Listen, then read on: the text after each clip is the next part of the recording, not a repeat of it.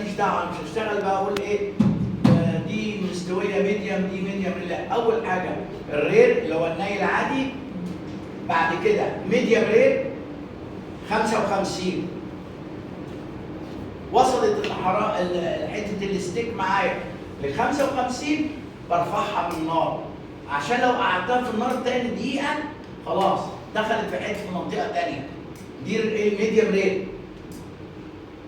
بعد كده ميديم 57. شفت الفرق الاثنين؟ فاهمين الاثنين؟ ماشي؟ بعد كده وصلت ل 60 ميديم ويل. الميديم ريل ميديم رير، بعد كده ميديم ويل، وبعد كده بقى ايه؟ ويل دان اللي هي مستويه، اللي هي بقى فوق ال 62.